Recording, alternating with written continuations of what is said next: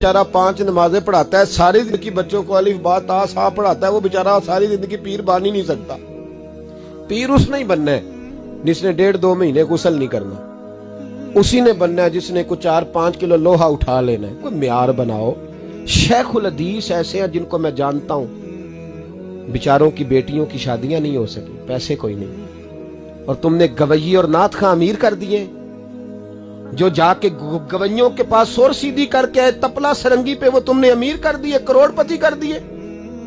वो जाली पीर जो दुआ तक नहीं जिसे मांगनी आती, वो खरबपति है। और मस्जिद का इमाम बेचारा रो रहा है कि चलो कहीं से पैसे आ जाए तो मैं भी बच्ची की कहीं निस्बत कर दूं। मेरे अपने शहर की बात है, एक बड़ा कीमती बच्चा जामिया निजामी में पढ़ता था, उसके वालिद साहब आलिम थे, और बच्चा मेरे साथ बड़ी मोहब्बत थी। छोड़ छाड़ के वो बच्चा कहने लगा मैं साउथ कोरिया जा रहा हूं, मैंने नहीं पढ़ना।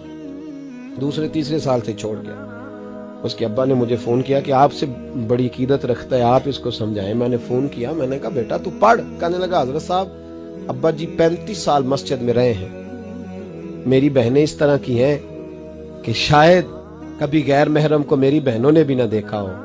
तीनों की तीनों कुरान की हाफिजा हैं, फाजिल अरबी अदीब अरबी किया, सारा दिन कुरान पढ़ती हैं।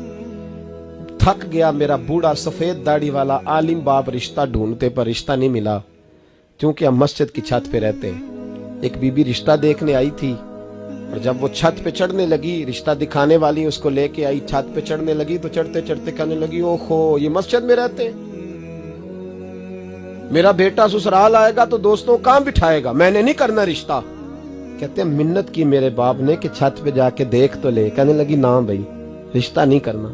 इतना जुल्म इस कौम ने किया, इतनी ज्यादती। कहने लगा साहब मैंने नहीं पढ़ना, मैंने माल कमाना है, इसलिए कि मेरी बहनें रोती हैं। खुदा का खौफ करो, एक नात से भी गुजारा हो जाता है, मेहरबानी करो।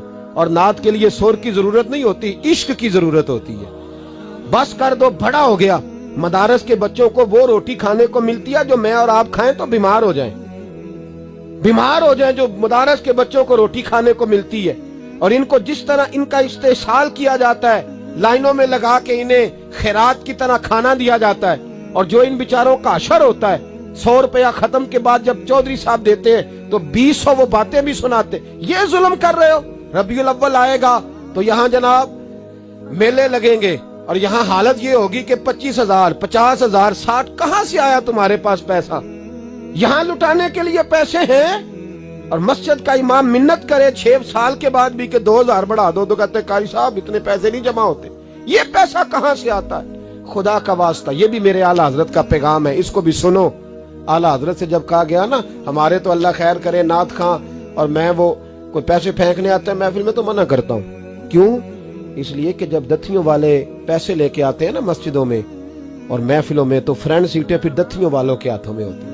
गरीब महफिल मिलाद में भी छुप के बैठता है पीछे, और नाथ खां भी याद कर लेता है कि ज्यादा नोट किसने पकड़े हुए, ज्यादा नोट किसके हाथ में। वो फिर कहता है हाजी साहब है शेर तुहाडी नजर जे। मैं क्या बदबख्ता, नबी पाक दे नाम दा शेर भी बंदे दी नजर हो सकता है, जिसमें हुजूर की तारीफ हो रही हो, बंदे की नजर किस तरह होगी? शर्म करो, डरो अल्लाह ताला। सिर्फ दौलत की खातर ये भी फिक्र रजा है, करूं मद है अहले दुवल रजा, मैं करूं मद है अहले दुवल रजा, पड़े इस बला में मेरी भला, मैं गदा हूं अपने करीम।